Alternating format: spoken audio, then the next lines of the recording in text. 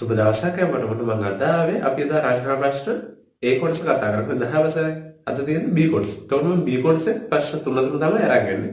අද වෙනනම් බලමු අපි මුලින්ම දෙන ප්‍රශ්න තුන මොනවද කියලා. හරි. බලන්න මුලින්ම දෙන මෙහෙම එකක්. සමාන්තර ශ්‍රේණියක මුල් පද හතර පිළිවෙලින් පහත දැක්වේ 5 9 13 14 නේ. 5 9 13 17 එතකොට අපි මුලින්ම මේ වගේ සමාන්තර ශ්‍රේණිය දුන්න මොනවද කරන්න ඕනේ? මුලින්ම අපි කරන්න ඕනේ මේකේ පළවෙනි පදේ පොදු අන්තරය හොයාගන්න. පළවෙනි පදය කියන්නේ A කියන්නේ 5යි නේ. මොකද පළවෙනි පදේ අපි දන්නවා පොදු අන්තරය ගන්න. පළවෙනි පදේ නොවන පදේ ඊට පෙර පදේ අඩු කරනවා. ඒ කියන්නේ අපි 17 13 වගේ අඩු කරමු කියන 4යි. හරි ඔය ටික තමයි මුලින්ම අපිට ගාන හදන්න ගන්න කොහොමද? මුලින්ම කියනවා මෙව ශ්‍රේණියේ 12 වෙනි පදේ හොයන්න. හරි. එතකොට අපි 12 වෙනි පදේ හොයන්න ඕනේ. එතකොට 12 වෙනි පදේ හොයන සූත්‍රය දාන්න tn සමාන a ධන n ඍණ එකක් d. හරි. ඒක තමයි හදන්න වෙන්නේ. tn සමානයි a ධන n ඍණ එකක් d.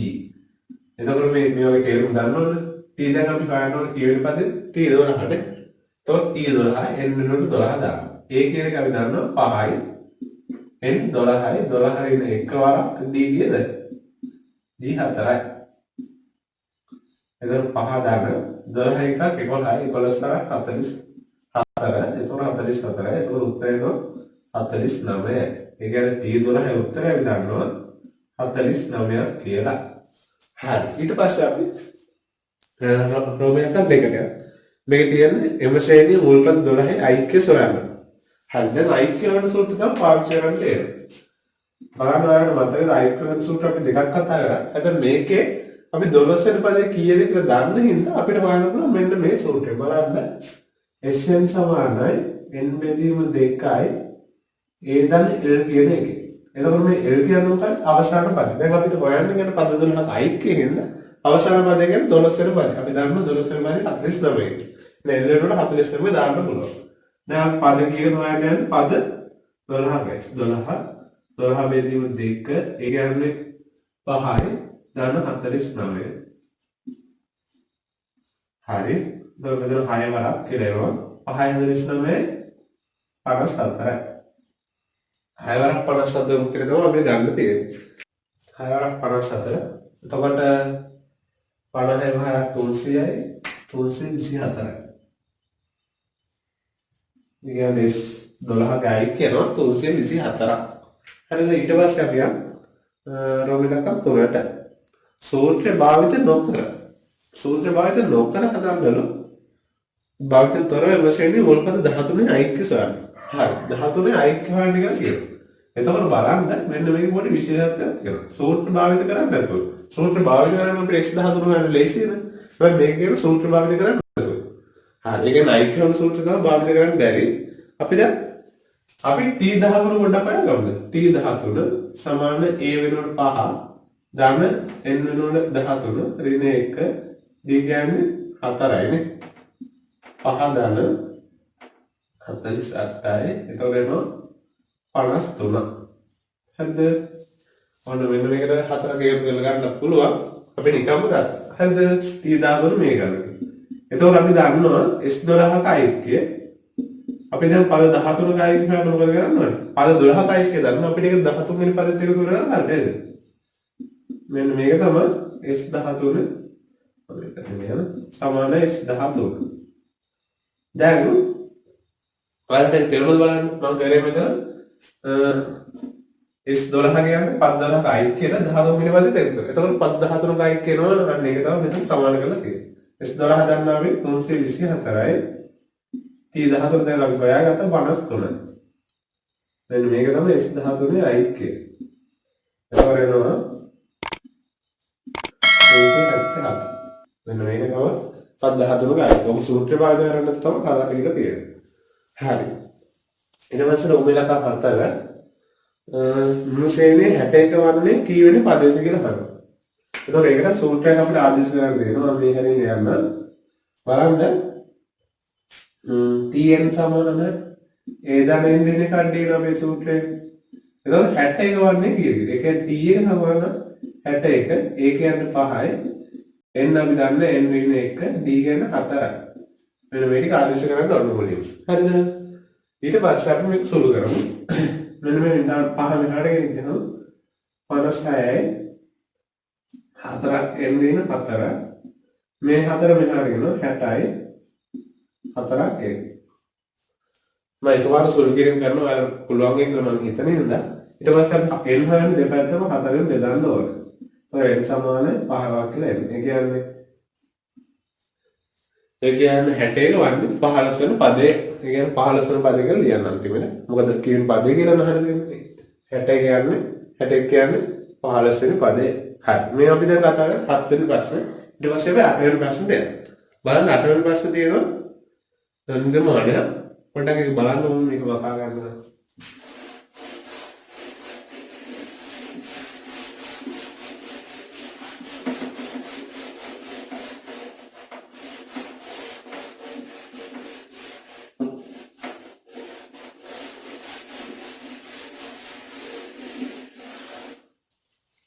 හරි බලන්න එක දෙන්න මෙහෙම එකක් සෙන්ටිමීටර මිලිමීටර පරිමාණ සහිත සරල ධාරයක් හා කවකටුව පමණක් භාවිත කර පහත නිර්මාණ කරන්න. කවකටුව පමණ. එතකොට AB 4.5 සෙන්ටිමීටර හා BAC අංශක 60යි BAC අංශක 45යි sorry ABC අංශක 45ක් වූ ABC ත්‍රිකෝණ නිර්මාණය කරන්න.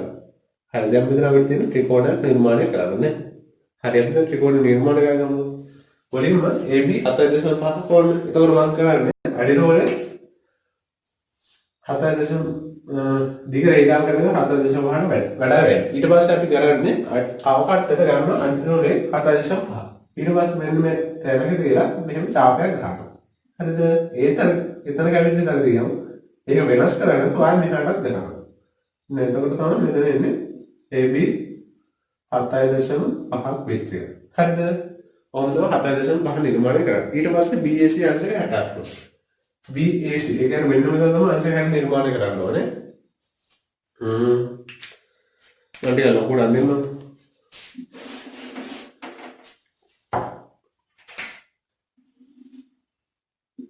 දැන් මම AB ගත්තා කියලා හිතනවා කලින්. දැන් මට ඕනේ මෙන්න මෙතන 7.5 මේක. එතකොට මට BAC අංශක 60 කෝණයක් 60 කෝණ නිර්මාණය කරන්න මතකද? මෙන්න මෙතන කවකට තිබ්බා චාපයක් ගෙරුවා. ඒ දුර වෙනස් කරන්න නැත්නම් මේ කැපිටි තමයි තියලා මෙහෙම චාපයක් ගහනවා. එතකොට මෙන්න මෙහා දිනනවා. මෙන්න මේක යා කරන්න වෙනවා. මෙතන තමයි අංශක 60ක් එන්නේ. හරි. ඊට පස්සේ කියනවා ABC අංශක 45 නේ. ABC අංශක 45. එතකොට ඒ නිර්මාණය කරන්නේ මෙහෙම. එන්න මේ දෙක අපට දික් කරනවා. ඊට පස්සේ මෙතන අංශක 45 කෝණ. එතකොට කරන්නේ එන්න B ලක්ෂය කියන්නේ එතන ඉඳන් මේක වෙන මෙහාට චාප ගන්නවා. අපි මුලින්ම අංශක 90 නිර්මාණය කරගෙන ඉන්න ඕනේ. ඊට පස්සේ මේ කැපිටල් දැන් වල ටික වැඩි දුරක් කරගෙන චාප ගන්නවා. ඊට පස්සේ මෙන්න මේක යා කරනවා. මෙතන හදනවා අංශක 90. ඒ කියන්නේ මෙතන අංශක 90. දැන් අපිට උන අංශක 90 නෙමෙයි අංශක 45 නේ. તો කරන්නේ මෙන්න මේකේ සමච්ඡේද ගන්න. તો කරන්නේ මුලින්ම චාපයක් ගන්නවා. ඊට පස්සේ කැපිටල් දැන් දෙක තියෙන. මෙතන තව චාපයක් ගන්නවා. දුර වෙනස් කරන්නට මෙතන තියෙනවා. ඊට පස්සේ මේක අතර වෙනවා. මෙන්න මෙතන අංශක 45ක් හැදෙනවා. ඊට පස්සේ මෙන්න මේ දෙක හම්බෙන්න තැන තමයි C ඉන්නේ. අර මම එතන තමයි C ඉන්නේ. කොහොමද නිර්මාණය කරන්න කියලා කියන්නේ. හරිද? ABC ත්‍රිකෝණය මේක. ඊට පස්සේ අපි රෝමලකම් දෙක දෙනවා. C සිට AB රේඛාව ලම්බ ගැන නිර්මාණය කරනවා. C සිට AB ට ලම්බ ගැන. කොහොමද AB ට ලම්බ ගැන නිර්මාණය කරන්නේ? C සිට AB ට ලම්බ ගැන. එතකොට කරන්නේ මෙහෙම. මෙන්න මේ C ඉඳලා මේකයි කැපෙන්න චාප ගහ ගන්නවා. හිතන්නකො අනික මෙහෙන් ගහ ගන්නවා. මෙහෙම යාවගෙන ඒ ගහපු චාප දෙක තියෙන්නේ. අන්න ඒ චාප දෙක තව ටිකක් දික් කරගෙන වෙනස් දුරක් කරගෙන මෙහෙම ගන්නවා. ඊට පස්සේ එන්න මේක අපි යා කරනවා. C සිට AB ට ලම්බකේ. බලන්න C සිට AB ට ලම්බකේ. මෙන්න මෙතන තමයි කියන ලම්බකේ. හරි ඊට පස්සේ කියනවා AC ලක්ෂණ සමුදරින් පිට ලක්ෂණ පදේ නිර්මාණය කරනවා. AC ලක්ෂණට සමුදරින් පිට ලක්ෂණ.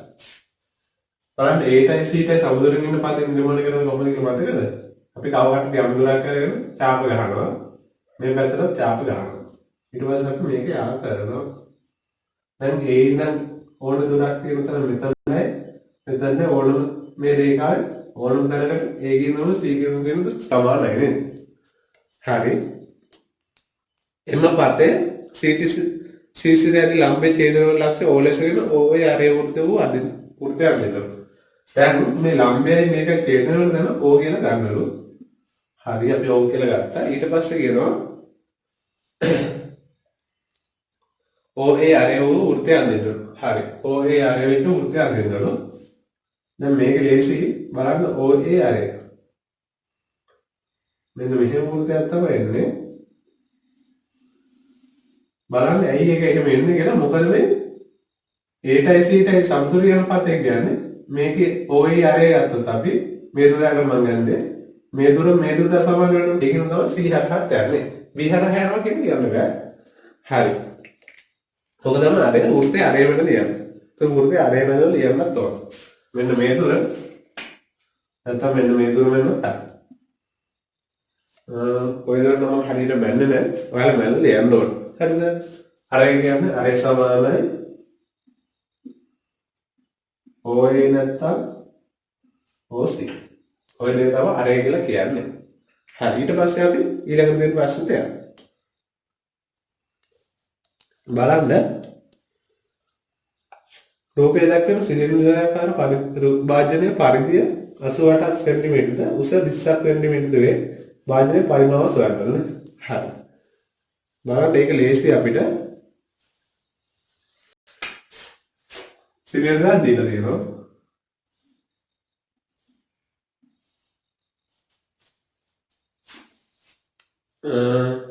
පරිධිය ගැන තමයි දීලා තියෙන්නේ. ඒ පරිධිය ගැන මේක වටේ දිග ඒක 88 cm ලු. අරේ දීලා නේ උසක් දීලා තියෙන අපිට 20ක් cm කියලා. අරේ R කියලා දීලා තියෙන්නේ උස 20ක් cm ලු. හරි මේක තමයි දීලා තියෙන දත්ත ටික. හරිද? භාජනයේ රෝගේ දැක්කන සිලින්ඩරාකාර භාජනයේ පරිධිය 88ක්ද උස 20 cm වේ. භාජනයේ පරිමාව ගණනය කරන්න. ඒතකොට සිලින්ඩරේ පරිමාව ගණනය කරන්න හැටි දන්නවනේ. හරස්කර වර්ග බලයක් උස නේද? දැන් මේකේ අපිට පරිධිය තමයි දීලා තියෙන්නේ. ඕකෙන් අපිට අරේ හොයා ගන්න ඕනේ. එතකොට පරිධිය කියන්නේ මොකද්ද? පරිධිය සමානයි 2πr නේ. මේකේ පරිධිය. එතකොට අපි පරිධිය 88ක් කියලා දන්නවා. දෙවරක් π වෙනුවට 22 බෙදීම 7 අරේ කීයද? අරේ අපි දන්නේ. දැන් අරේ අපි මේක හොයා ගන්නවා. දැන් මේ ඔක්කොම ටික තනි කරන් ආර ඉතුරු කරගමු. तो 88 වරක් 7 බෙදීම දෙවරක් 22 සමානයි r කියලා එනවා. හරිද? මෙතන නිකන් තේරෙනවද බලන්න. ඊට පස්සේ මම මේක සුළු කරන විදිහ බලන්න. මේ 22යි 88යි 22 සුළු කරනවා 4ක් එනවා. මේ 4යි මේ 2යි සුළු කරනවා 2යි. r සමානයි 14ක් සෙන්ටිමීටර කියලා තමයි එන්නේ. අරයට 14ක් සෙන්ටිමීටර කියලා එනවා. හරිද? දැන් අපි අරය හොයාගත්තා. දැන් අපි පරිමාව හොයන්න ඕන. පරිමාව ගන්න කොහොමද? මම ඉපද ලියනවා. පරිමාව ගන්නේ හරස්කර වර්ගඵල වරක් උස නේද? පරිමාව සමානයි හරස්කර වර්ගඵලයේ වෘත්තයන් πr වර්ග වරක් h. එතකොට අපි 5 වෙනකොට දාන 22 බෙදීම 7 නේ. 22 බෙදීම 7 අර වෙනකොට දානවා 14 වරක් 17. h වෙනකොට දානවා 20. හරි. අපි දැන් මේක සුළු කරලා යමු. දැන් බලන්න මේ 7යි මේ 14 7 සුළු කරගෙන දෙකක් එනවා. එතකොට බලන්න 22 වරක් 22 44යි 14 වරක් 20 280යි. දැන් මම මේ සුළු කරනවා. අපිට ලේසි මෙහෙම සුළු කරනවා. 8 වරක් හදලා 32යි 8 වරක් හදලා 32යි 3යි 35යි හරි 2යි 8යි 5යි 13යි 1යි 12යි. එතකොට වෙනවා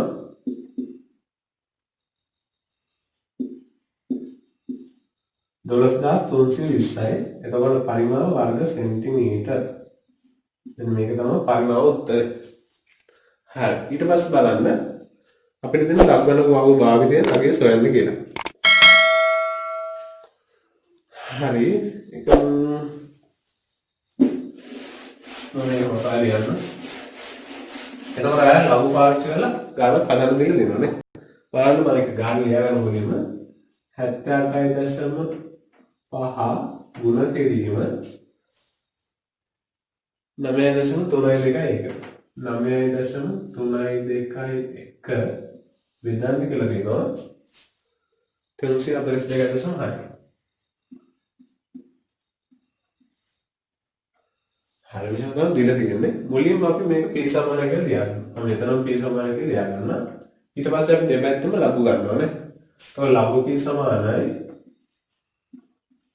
ලඝු මෙන්න මේ ලියලා දෙන ඔක්කොම ටික මෙන්න මේ වරකට ලියන්න ඕනේ. හරිද? මම ඒක ලියන්නේ. ඊට පස්සේ අපි කරන්නේ මෙන්න මේක ඇතුළේ වරකට තියෙන පැතුම් පද ටික වෙන වෙනම කඩා ගන්න. ඒකට ගුණ කිරීම තියෙන එකතු කිරීම විදිහට බෙදීම් තියෙන කෙනෙක් ඒවා අඩු කිරීම විදිහට වෙනස් වෙනවා.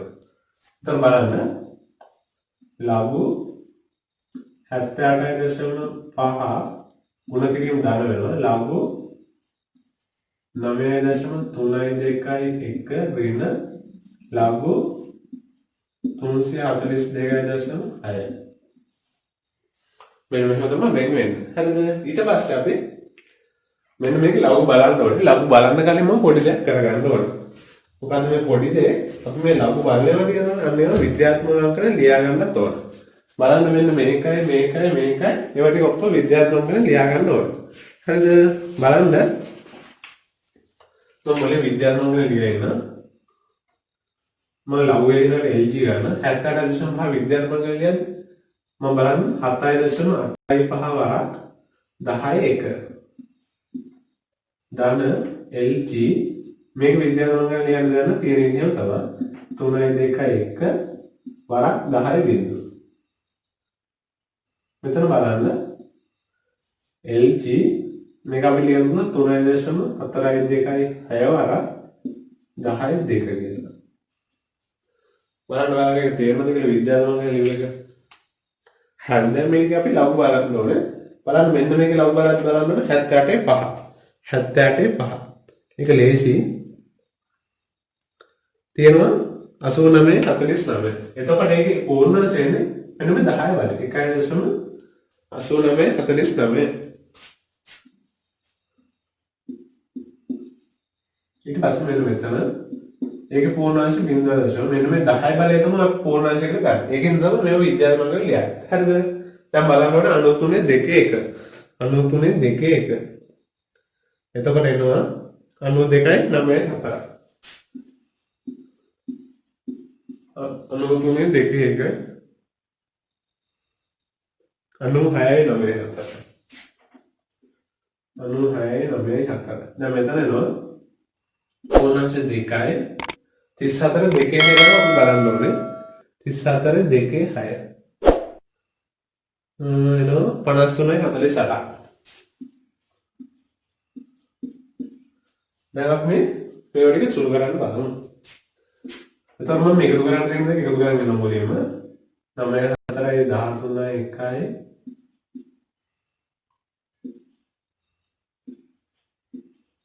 මේකනවා 2.8යි 4යි 3 ඍණ 2.5යි 3යි 4යි 8යි. ඊට පස්සේ අපි මේ දෙක සොල්ව් කරමු. 3න් 11යි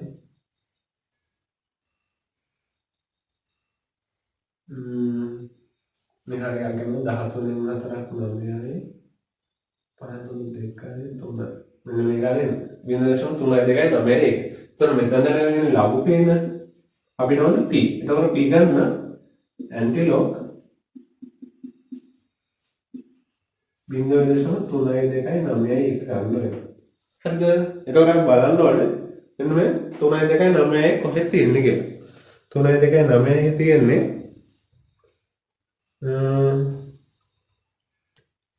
21 3 3 කියලා 21 3 3. එතකොට මේක අපි ලියන්නේ පූර්ණාංශය. කියන්නේ විද්‍යාත්මක ලියන්නේ. එතකොට 2.1යි 3යි 3 අර 10 බිඳුව. මෙන්න මෙතන 10 මෙතන තියෙන පූර්ණාංශයක් තියෙන. අන්න ඒක තමයි 10 බිංදුව කියලා කියන්නේ. හරිද? දැන් මේක 10 බිංදුව වැඩි කරලා ආයතන ඒකමයි 2.133. එතකොට b කුත් වෙනවා මේ ගාන. මම මේක ලියාගත්තේ මෙහෙම දන්නවද? දැන් හිතන්න මෙතන බිංදුව නැතුව 10 පළවෙනි බලය එහෙම තිබ්බොත් මෙතන 10 එක වෙනවනේ. 10 එක කියන්නේ 10න් මේක ගුණ වෙනවා. එතකොට එන්නේ 21.3. අන්න ඒක තේරුම් ගන්න ඕනේ හිතනවා. මම මෙහෙම ලියුවා. එතකොට මේ ඇන්ට්‍රෝප් බලපෑම ලියා ගන්න විද්‍යාත්මක අංකනේ ඊට වඩා 10 බලය මෙන්න මේ පූර්ණාංශයට ගල්පගෙන ලියනවා. ඔන්න ඔහොම තමයි මේ ගණන කරන්නේ. එතකොට මම හිතනවා මේ ලබන වලට තේරුණා කියලා. දැන් අපි මේ B කොටසේ තව ප්‍රශ්න තුනක් තියෙනවා. අනේ ප්‍රශ්න තුනත් එක්කම ඊළඟ වීඩියෝ එකේ එන්න. එතක සුබ දවසක්.